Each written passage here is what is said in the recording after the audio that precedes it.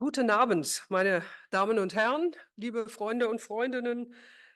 Und ich bin wirklich begeistert, Sie heute zur Preisvergabe des Theodor-Fischer-Preises 2024 begrüßen zu können. Und nicht nur der Singular ist heute angebracht, sondern ich muss sagen, zur Vergabe der Theodor-Fischer-Preise 2024 und zum anschließenden Festvortrag von Frau Dr. Vendula Hnídková aus Prag. And now I switch to English for the benefit of some of our award winners. So a particular welcome to the three winners of the 2024 Theodor Fischer Award for Early Career Research in the History of Architecture. It's Dr. Katja Schröck from Zürich, Dr. Adam Przywara from Freiburg in Switzerland, and Bettina Nagler from Leipzig. The Theodor Fischer Award is offered by the Association of Friends of the Zentralinstitut für Kunstgeschichte and was founded in 2002. It is named after the architect Theodor Fischer, who was professor at Munich Technical University and head of the Munich Office of Urban Development in its critical phase around 1900. The award is meant to promote research in the history of architecture. And I have to maybe repeat that it's now history of architecture in general. For long years, it was meant to promote the history of architecture, of modern architecture and contemporary architecture, but the jury decided to give it a more general frame. I wish to express our gratitude to the sponsors of this award, and particularly to Markus Marschall, president of the Association of Friends of the ZI. And I'm very happy today that we can also welcome Bruce Livy, who for more than 20 years, I think more than 25 years, was head of the Association of Friends, and who made possible the foundation of this award in 2002. Since 2002, we have been able to award a total of 37 research papers, 30 dissertations, and 7 master theses. And today, for the first time, we are able to make happy not only 1 or 2, but even 3 persons and award winners. This is due, on one hand, to the remarkably high quality of the applications we received this year, but on the other, it is due to the generosity of the Association of Friends who make this possible. And I have to say, it's a pleasure to welcome also 2 former award winners, Andreas Putz and Regine Hess, and talking to those who will win the award today. It was really a pleasure for me to see that this award gets people connected. So some of you are fellows, have been students of former award winners and so on, and all this does not only have a European but a global frame, because, for example, one of our former award winners is now a professor in Hong Kong, David Espina. So this year we award 3 papers, 2 dissertations, and a special award is given to a master thesis. Please let me briefly introduce papers in question, and then the award winners will later give us a short introduction themselves, much better than I would ever be able to do. So Katja Schröck's dissertation is on der Veitsdom in Prag und seine Vollendung, Architektur, Institution, Gesellschaft. It deals with the cathedral's history in the 19th century. We all know that the Cologne and Regensburg cathedrals were completed during the 19th century. But this also was the case for the Prague Cathedral. In 1859, the Prager Dombauverein was founded in order to promote the completion of the cathedral.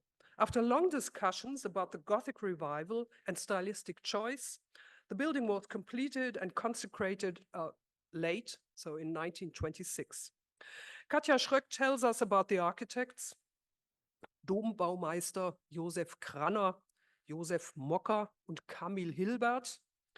And she analyzes in detail the history of the building over a century and its role as a national monument. The dissertation was written at Dresden Technical University and will be published shortly. Adam Przywara's dissertation was written at Manchester University. It is on the materiality of ruins, rubble, salvaged bricks, and waste aggregates in the post-war socialist reconstruction of Warsaw. This dissertation investigates the materiality of ruins in the post-war history of Warsaw and the practice of material recycling in architecture after World War II. It's about the rubble, Schutt, Geröll, into which the buildings of the Warsaw city center had been transformed by the German troops, and about its reuse. So about the metabolism of architecture made visible in the rebuilding and restructuring of Warsaw after the war. A special award goes to Bettina Nagler for her master thesis in design studies from Burg Giebichenstein, University of Art and Design at Halle. And it has a long title, which I quote, Form wie faux pas, der Einfluss der Frauenbewegung auf die Architekturproduktion der IBA 87 Berlin am Beispiel des Frauenstadtteilzentrums Schokofabrik und des IBA-Blocks 2 Emanzipatorisches Wohnen. Zitat Ende, also das ist der Titel. Ja. The jury was surprised by learning from Bettina Nagler about this particular feminist contribution to IBA 87 and decided to award this interesting paper on the interrelation between feminist protagonists and the IBA panel. So we congratulate the three of you in the name of the jury. And we are looking very much forward to welcoming you at the Zentralinstitut. Katja Schröck already is here in Munich. Bettina will arrive early in August. Adam Przywara will arrive next March for his 3 months of research here. And now with Markus Marschall, please let us hand you over your awards before you will introduce your papers yourselves.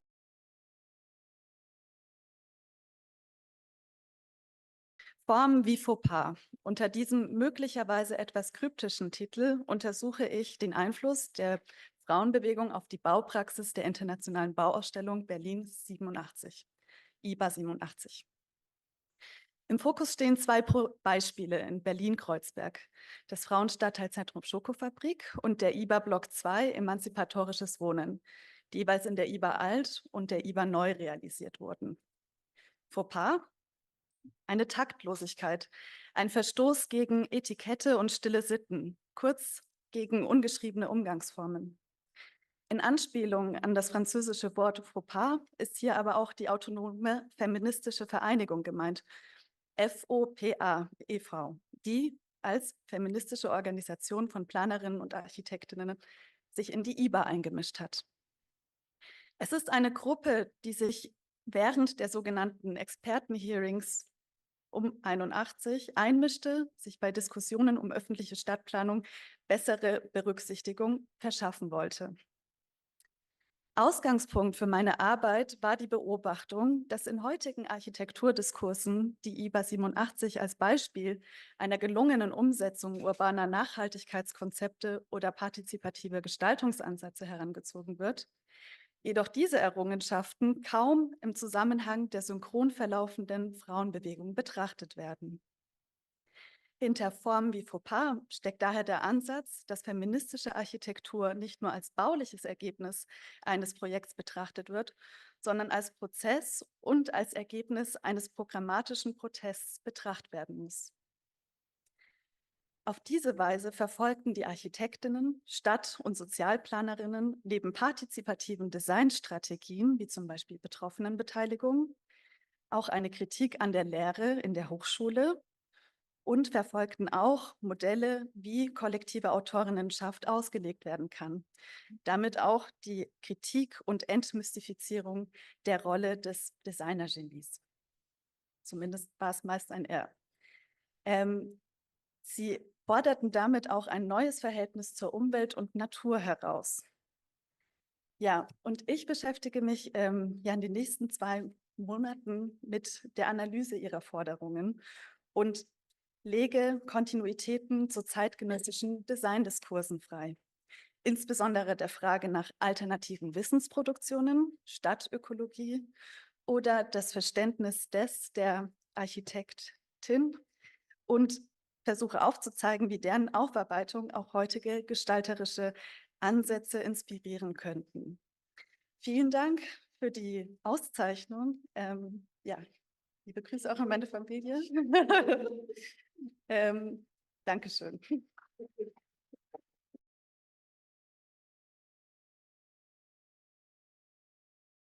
Sehr verehrte Damen und Herren, liebe Kolleginnen und Kollegen, vielen Dank für die freundlichen einführenden Worte an Iris. Und eine gute Oscar-Rede beginnt bekanntlich mit Dankesworten. So auch hier. Ganz herzlich möchte ich mich vor allem bei dem Stifter des Theodor-Fischer-Preises bedanken, dem Verein der Freunde des Zentralinstituts für Kunstgeschichte e.V.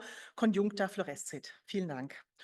Und für die damit einhergehende Möglichkeit, hier an diesem wunderbaren Institut zu forschen. Auch möchte ich den Kolleginnen und Kollegen des Zentralinstituts danken, die mich sehr freundlich und herzlich begrüßt und aufgenommen haben, insbesondere Frau Iris Lauterbach.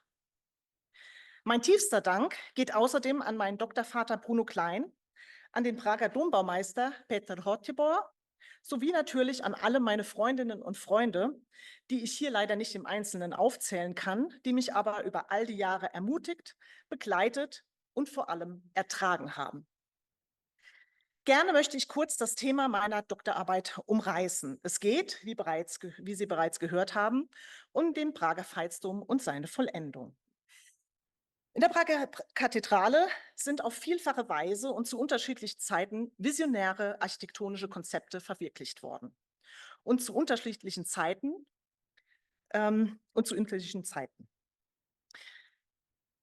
Die intensiven und zahlreichen Forschungen zu Kaiser Karl IV.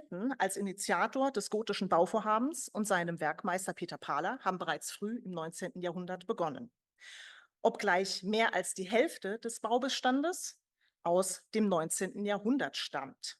Hier alles, was aus dem 19. Jahrhundert stammt, ist in Rot gekennzeichnet. Man setzte sich bis dato die bestehende Forschungsliteratur überwiegend mit der mittelalterlichen Architektur und Ausstattung auseinander. Daher machte ich es mir zum Ziel, diese Lücke zu schließen. Dabei erhob ich nicht nur bauhistorische Befunde, sondern beleuchtete auch die kulturhistorischen Hintergründe der Vollendung im 19. Jahrhundert. Zu Beginn getrieben von der internationalen romantischen Gotikbegeisterung, war der Bauprozess jedoch alles andere als geradlinig. Begeisterung allein trägt ein Jahrhundertwerk dann eben doch nicht. Es ist ein gesellschaftliches Projekt, beeinflusst vom politischen Umfeld. Die Arbeit ist eine bau- und materialbasierte Analyse des Veitsdoms, die durch den Einbezug von Primärquellen aus Archiven in Tschechien, Österreich, Deutschland und Frankreich explizit interdisziplinär angelegt ist und insbesondere die vielfachen Verschränkungen von politischen, kunsthistorischen und bautechnischen Prozessen in den Blick nimmt. Gegliedert ist die Untersuchung in mehrere Abschnitte: die Geschichte des Dombaus bis zur Weihe im Jahr 1929, den parallel sich veränderten Denkmalschutzgedanken, der anhand der 3 Architekten der Vollendung analysiert werden konnte, hier abgebildet, den geschichtlichen Diskurs hinsichtlich einer ideologischen Aufladung des Bauwerks als Nationaldenkmal. Kapitel, die unter den Schlagwörtern Akteure und Institutionen sowie politische und kulturelle Rahmenbedingungen zusammengefasst werden können. Im Themenblock Politische und kulturelle Rahmenbedingungen zeichnete ich die historische Entwicklung Böhmens nach, mit der Intention aufzuzeigen, dass die Interpretation des Veitsdoms zum tschechischen Nationaldenkmal zu kurz greift. Denn in den offiziellen Diskursen wird bis heute davon ausgegangen, dass der Veitsdom bereits seit dem 19. Jahrhundert im Zuge der nationalen Wiedererweckung der tschechischen Nation ideologisch aufgeladen wurde. Die Behauptung, dass der Prozess der Vollendung von starken nationalen Motiven getragen worden war, konnte widerlegt werden.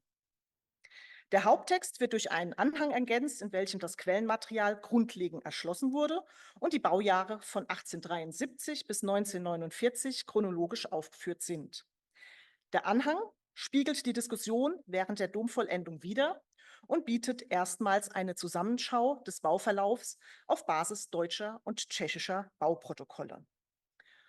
Und falls Sie nun neugierig geworden sind, können Sie den hier nur kurz angerissenen Inhalt dann gerne ab der diesjährigen Frankfurter Buchmesse auf rund 500 Seiten nachlesen. Vielen Dank.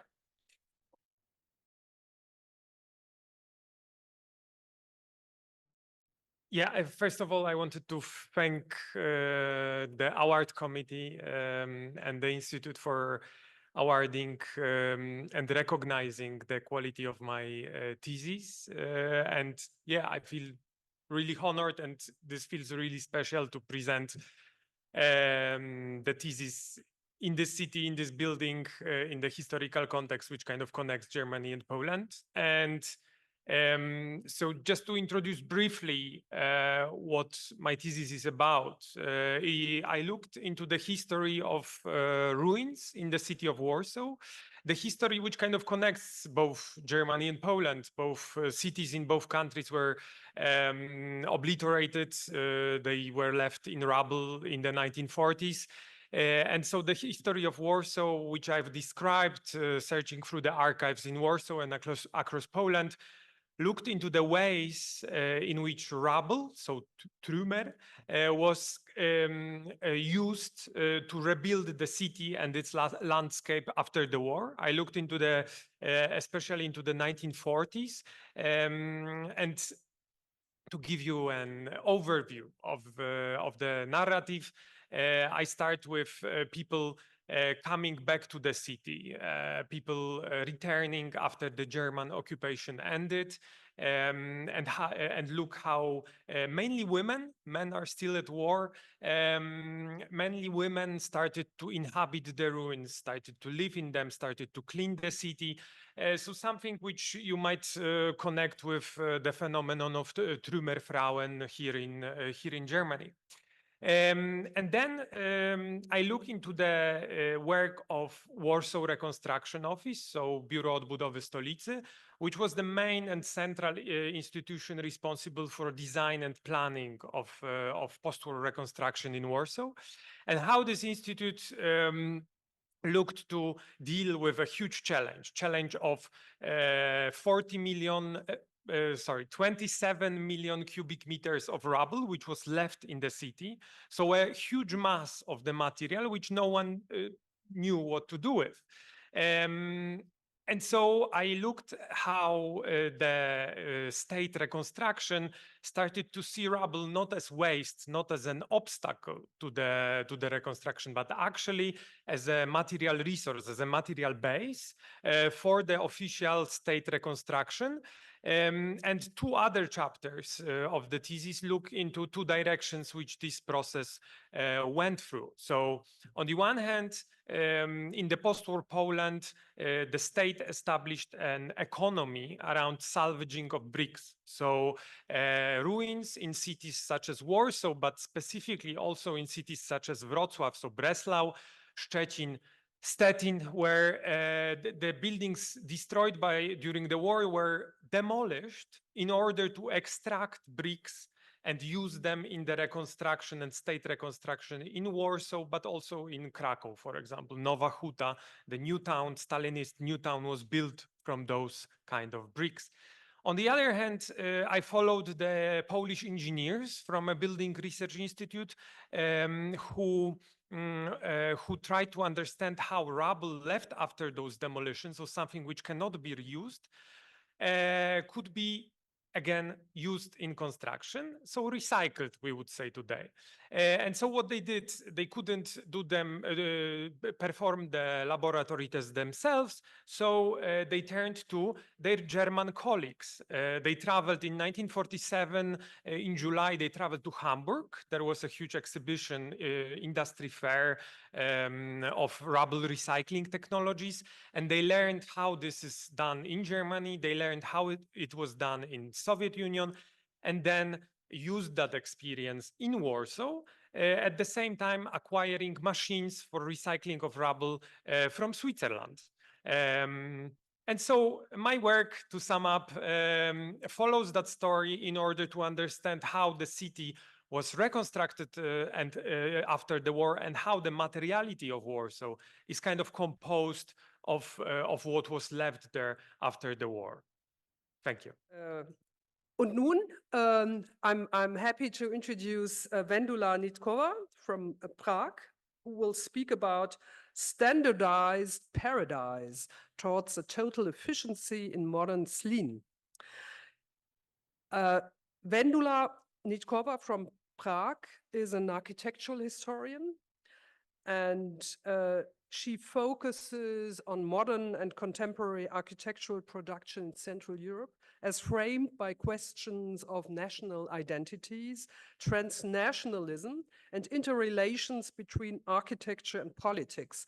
And I'm sure that Katja and you, Vendula, you will be able to discuss later during the evening about these things. Since 2004, Vendula Hnídková has been working as a researcher at the Institute of Art History at the Czech Academy of Sciences in Prague.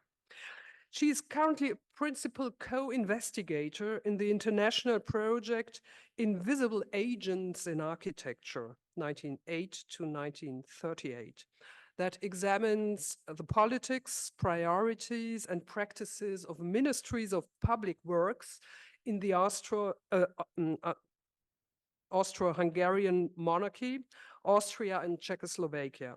She was a research fellow at the University of Birmingham, conducting research into her project Ideal Idyll Garden Cities in Central Europe from 1890s to the 1930s. And so we are very much looking forward to hearing you speak about a specific garden city tonight. So please help me welcome Vendula Hnídková. Thank you so much for the invitation and for being here. It's a great pleasure and great honor, and I'm really happy that I can present you something about my research on garden cities and housing, because it's a groundbreaking thing for me, because doing this kind of research, I found out how our approach could be limited into certain trajectories, and we tend to be blinded to see beyond the boundaries. So I will try to take you into my field. The English visionary Ebenezer Howard defined a garden city as measures, not a goal.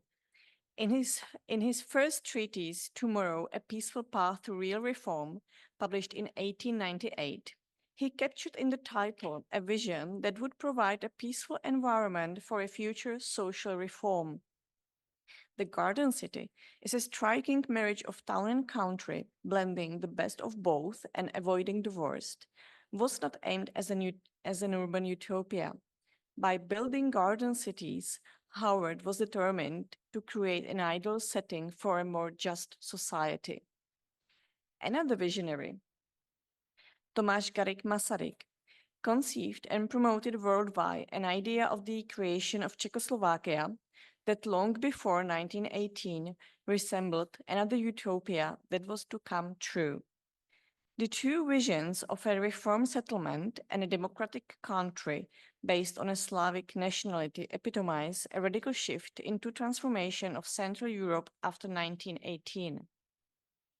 Bearing in mind that the Garden City was measures, a multifaceted project for the reform of society, we can ask how the scheme was adopted to meet different needs in time and place. The ardent advocates of garden cities in Czechoslovakia embodied diverse and often conflicting interests that shaped interwar society and garden cities adapted accordingly. In Czechoslovakia, the desire to combine the new democratic government with unprecedented urban visions was fused with a very specific planning objective called a Masaryk city in Prague.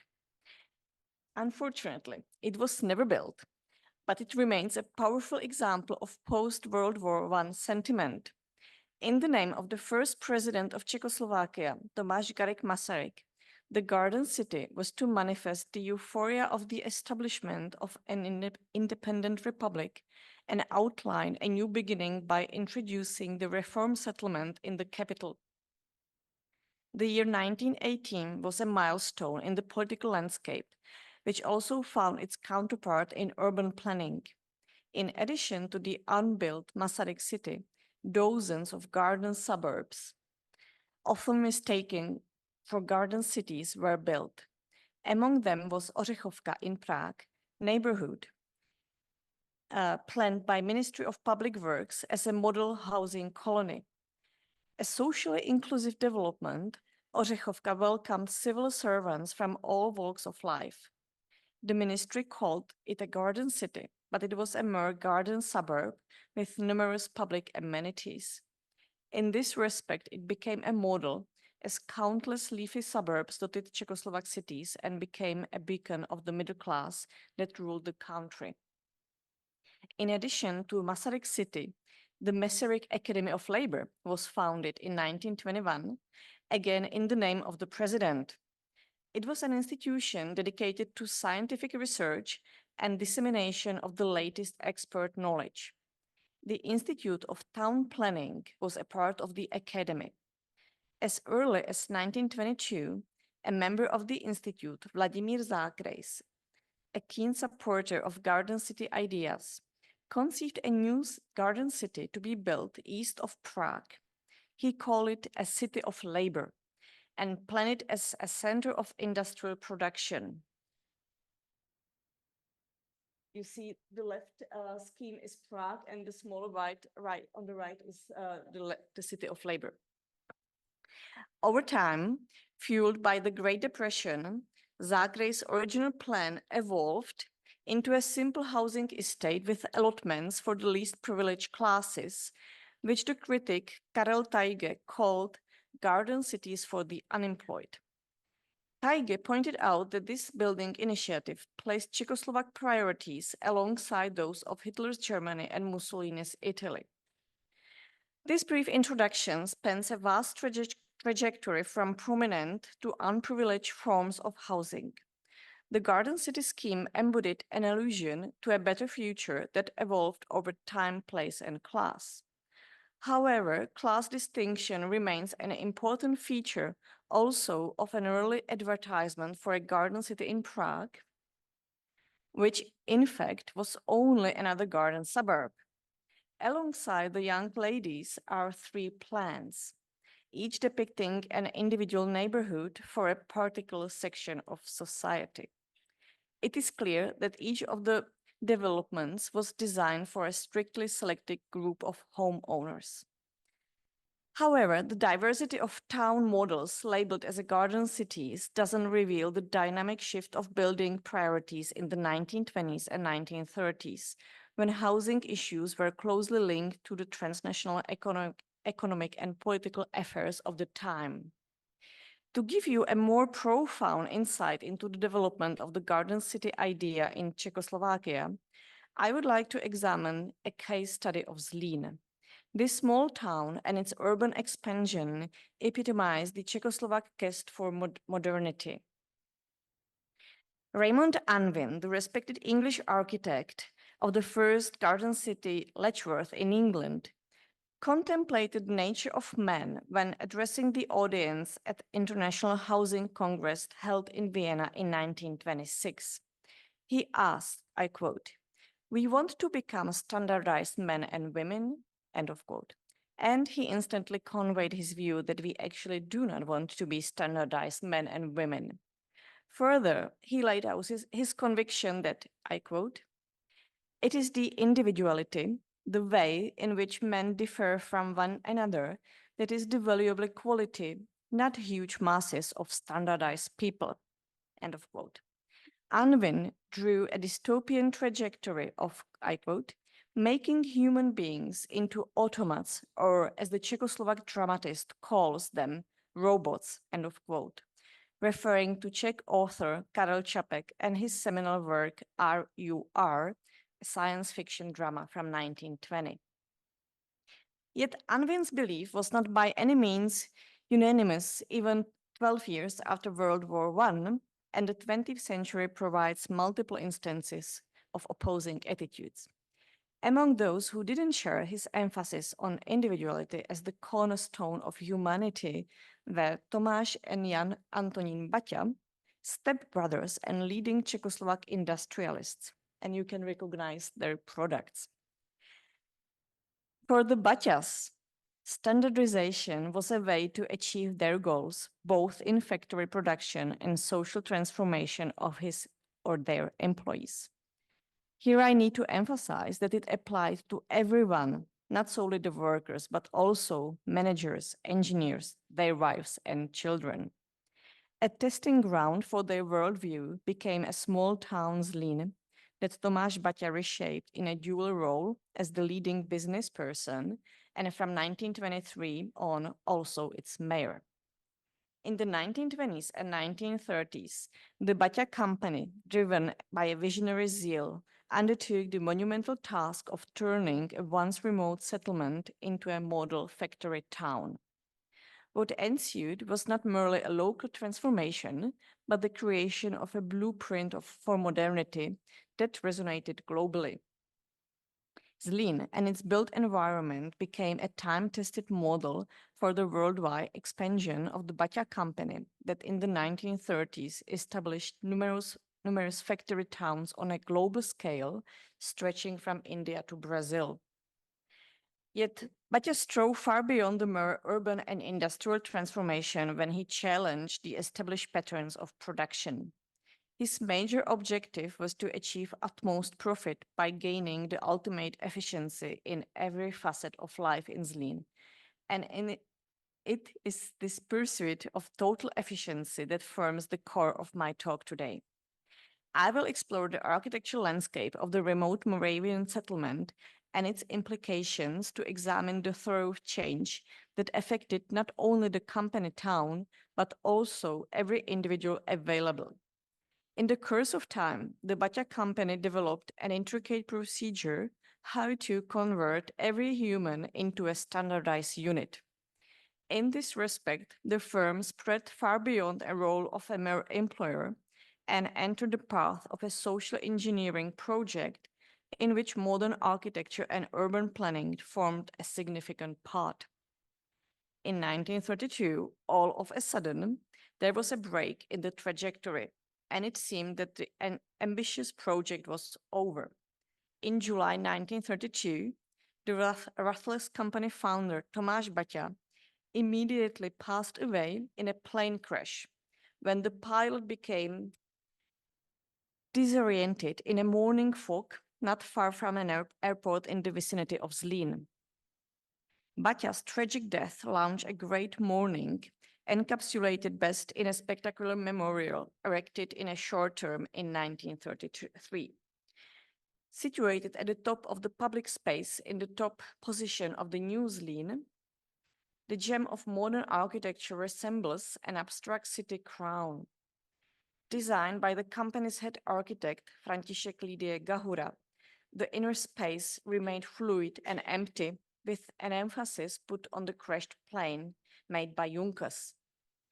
By highlighting the central position of the machine, the structure embraces the force, vision, and singularity represented by Tomáš Baťa and his globally operating company. Baťa's funeral in the summer of 1932 drew vast masses from Zlín and beyond, including representatives of the Czechoslovak government. Among those who arrived from Prague also was a reporter, Franta Kocourek, from a Czech respected weekly Přítomnost. Based on his experience, he labeled life in Zlín as a standardized paradise. From the very first moments, Kocourek gave testimony to Baťa's unparalleled economic and urban achievements. Despite all the uncritical fever for the company town that movingly pervades the report, his encounters and strolls in Zlín and the factory revealed inadvertent glimpses of the overall uniformity of the environment and lifestyle. As we delve into the story of Zlín, we unravel not only a tale of architectural innovation, but also a narrative of immense social and economic transformation. No matter how successful the company was, the achieved prosperity paralleled a structural exploitation. Zlín became a standardized paradise, a testament to the extraordinary vision and ambition of the Baťa planners. The state of matters in summer 1932 marked a breaking point between the utopian visions shaping the early extension of Zlín and the final stages under new director, the stepbrother Jan Antonín Baťa. Introducing modernity in the remote town was far from straightforward, but the eventual aim was to subordinate all the workforce. Hence, my talk is organized in 3 successive parts that outline the basic trajectory of early Zlín. The economic breakthrough of the company falls in 1914, when Baťa perceived the war not as a threat, but an opportunity. His reading of the situation proved successful when he secured unprecedented military supplies, delivering shoes to the Austro-Hungarian armed forces. The commercial success was paralleled by an immense rise of the workforce. Yet the rapid increase in production was not matched by a comparable urban growth necessary for the workers and employees residing in Zlín. The cramped living conditions and lack of public amenities forced Baťa to look for an appropriate solution. In 1915, Baťa appointed architect Jan Kotěra with the task of developing Zlín to support the rapidly expanding business. Kotěra was a Czech prominent architect trained in Vienna and based in Prague, who was fond of workers' housing. In the times framed by the war economy and military recruitment, the intention was to set up a garden city in Zlín. Yet, implementing a garden city scheme in a town expansion commissioned by a single company owner sounds less like an experiment and more like a total contradiction. For whereas a garden city was to be a self-contained, a self-government community, the new settlement was just a few steps from the Baťa factory company, in contrast to be acquired, financed, and ruled solely by the company owner and his plans. Yet it appears that during the war, such a utopian urban fusion was considered a joint vision shared by both Kotěra and Baťa.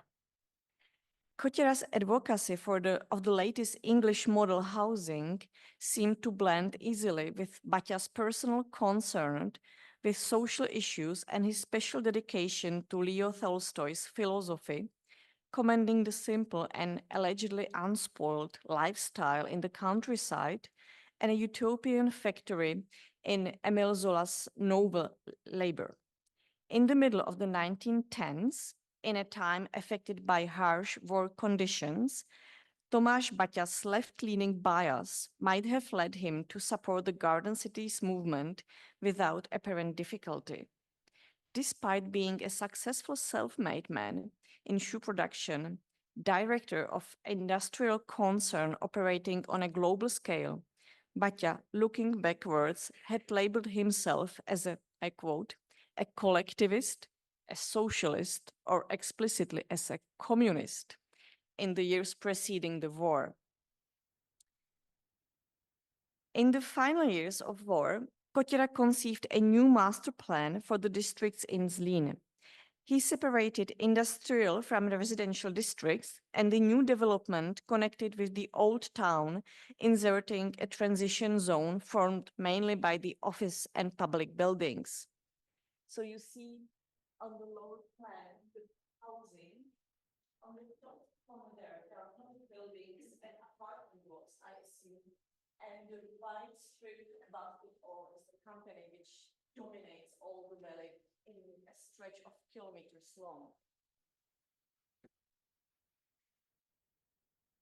To reach Howard's vision of relying on its own industrial and agricultural production in the Garden City, Katja planned to build 2 cooperative farms in the residential area. The intricate plan, however, was not adopted in its entirety. Only a residential neighborhood, stretching on a sloping terrain, followed Katja's scheme. The houses, consisting of 4 flats, were distributed in generous gardens, and terraced houses lined the main road.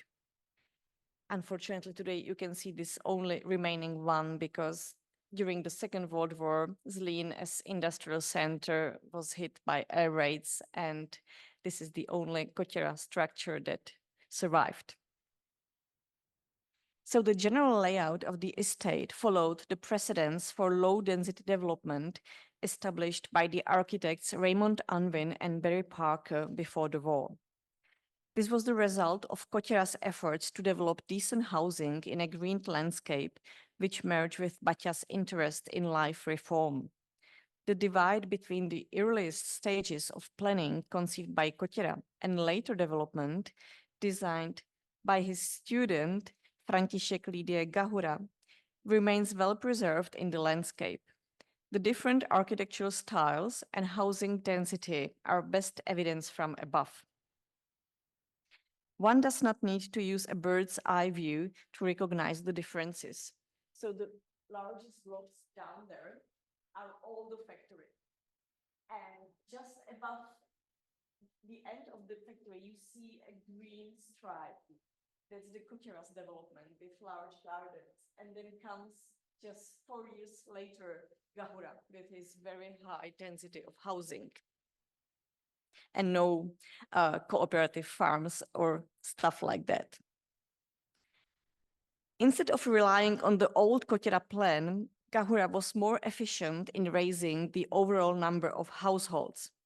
If Katja's idea was that of a life immersed in greenery, then Gahura's plan was an elaborate response to the commercially driven interest of the Baťa company.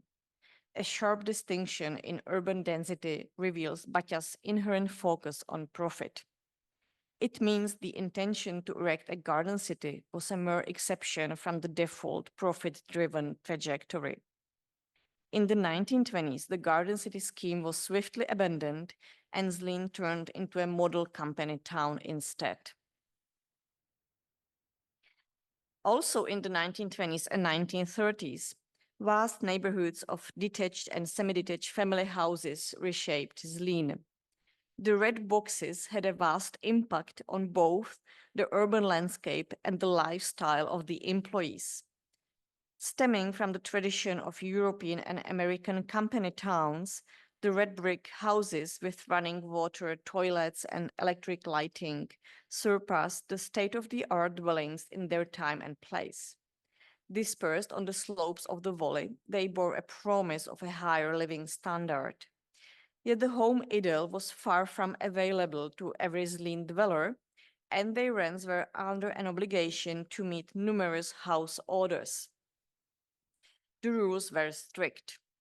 First, only a thoroughly approved family of a Baťa employee was entitled to rent a house from the factory.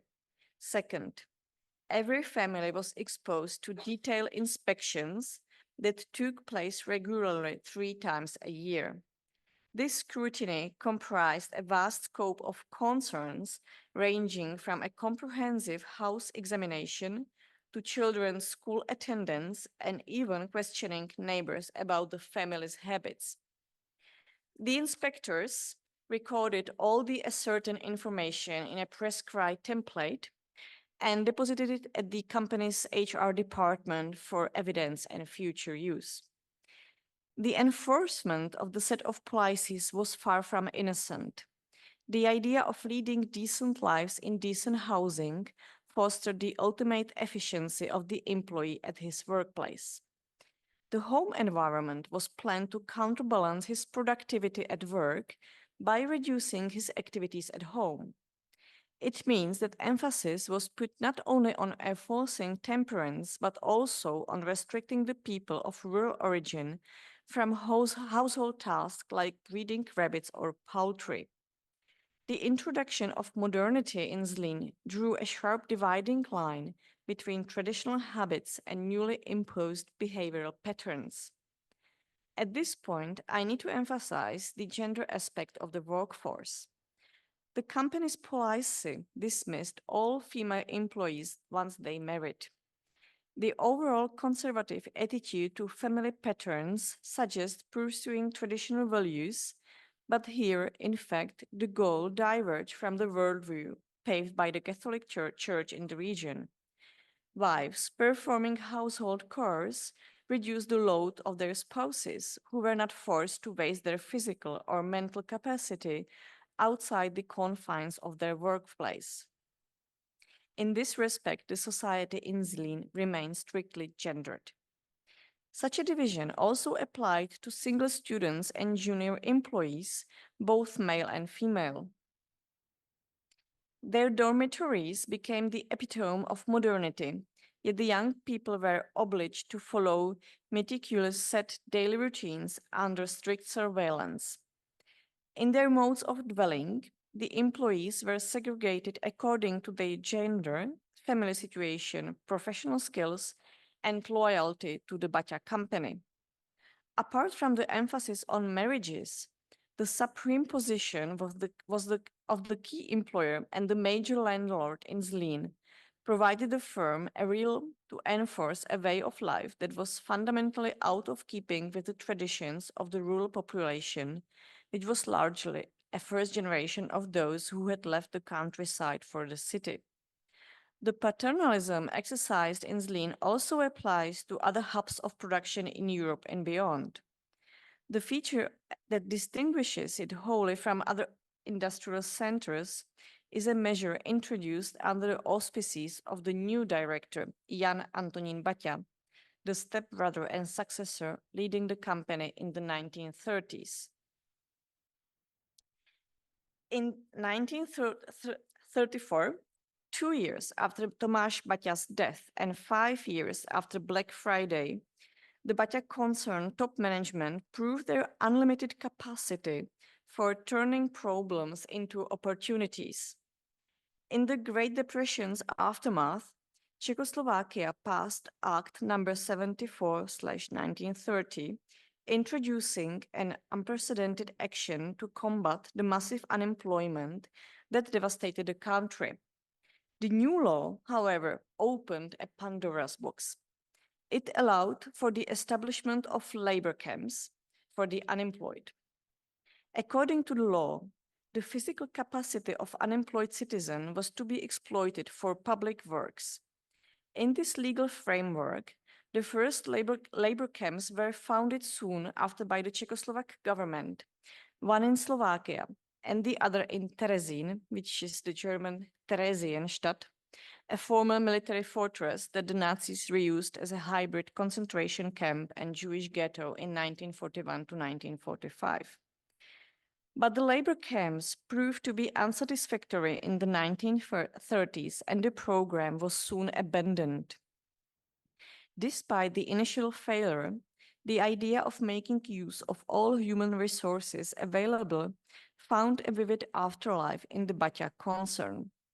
From the very beginning, the company led an eternal struggle with its remote location. It's on the borders with Slovakia, very eastwards in the Czech Republic today. The company led the eternal struggle far from any international highways, motorways, and railways.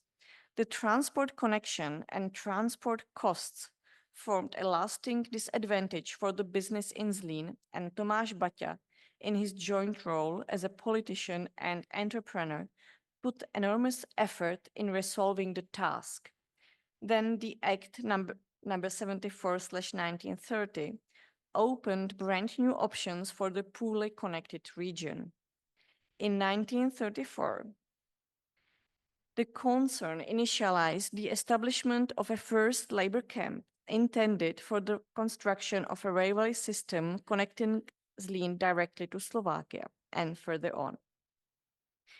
Jan Antonín Baťa declared the objective to be a meritorious assistance to the Czechoslovak government in sorting out the critical issue of unemployment. He described the project in a straightforward way using a military term of the period, a battalion, meaning a male unit of recruited unemployed. And I quote, "We will organize 2 working battalions of young men unemployed, aged 18 to 26 years. We will use all the experience of our work to organize and operate the battalion. We intend to create an organization in the battalion that will increase the self-confidence, abilities, and morale of the people associated with it, so that they can be included in the normal working process in industry or agriculture as soon as possible. As far as our company is concerned in accepting our new employees, we will give priority to those who have shown the ability to learn and initiative in these battalions and who have proven themselves." End of quote. Jan Antonín Baťa's statement underlines the dual mission of the labor camp. The objective was not only in providing a certain yet questionable assistance to the Czechoslovak authorities in constructing transport infrastructure, which was necessary primarily for the company, but also in training Baťa's future employees. To fulfill the goal, the Baťa's representatives promptly selected a building plot at Lutonina, a small village in the vicinity of Zlín. Nevertheless, this action was apparently unusual enough to attract some of the desperate young men to join this highly contested project. Then the everyday routine bore a paramilitary character with features such as restricted mobility, use of military ranks, uniforms, compulsory morning warm-ups, and a strictly organized program. The young men forming the battalion dedicated their time mainly to building the railway 6 days a week. And additionally, the spare time on Sundays was not assigned for attending church, but shoemaking training instead. For this purpose, one of the barracks was equipped as a small model manufacturer with an assembly line. In terms of architecture, the camp was designed by the Baťa construction department that since the early 1920s had conceived the whole development of Interwar Zlín commissioned by the concern. Bearing features of modernist vocabulary, the style of the camp corresponded to the nature of architecture constructed by the Baťa company. A small group of 6 barracks formed the camp. The barracks with rational spatial division, very low pitched roofs, and a series of joined windows resembled some common elements of interwar modernism. The key difference was the use of timber in the camp instead of the red bricks that were the signature element for Baťa company architecture. By employing standardized and prefabricated items, the wooden structures were planned to be built, dismantled, and reused in another location following the construction of the railway line. In the late 1930s, camps in Jasena and Rubble soon followed the first camp. The principles of a reusable construction set proved to be the very epitomes of standardization. To be exact, the camp was not any forced labor camp, as there was not any fence around the premises, and the unemployed were allowed to leave it under certain but limited conditions. The young men were mainly volunteers set up to build the necessary railroad. In case they renounced the presumable promotion to the Baťa company, they were free to leave the premises anytime. In this case, the traditionally gendered society in Zlín prevented unemployed girls and women from joining the program. And to conclude, the standardized environment in Zlín set out a consistent and rational approach, balancing individual and communal aspects tempered with overwhelming pragmatism. whereas the Garden City's principles, as articulated by Ebenezer Howard, were framed in social, economic, and political terms, the complex program of urban reform in Zlín was to be gradually reduced in its particular aims to a company town with significantly green setting and modern architecture. The original utopia was soon transformed into a standardized paradise, which was to be inhabited by the standardized citizen. In the 1930s, the standardization of society for the purpose of maximum efficiency and profit found its climax when the harsh experience of the Great Depression shook any remaining optimistic expectations. Various normative concerns and commitments became forces of social change in many European countries, not only those that were overtly totalitarian. In Zlín or the Baťa concern, respectively, the standardization of the workforce, family, and community was a key feature that contributed to the modernization of society, yet the enforced discipline was in many respects highly disputed. The aim of a total exploitation of the labor force was emphasized when Baťa directors established the labor camps producing not only the railway, but also standardized humans for the purposes of the concern. Thank you.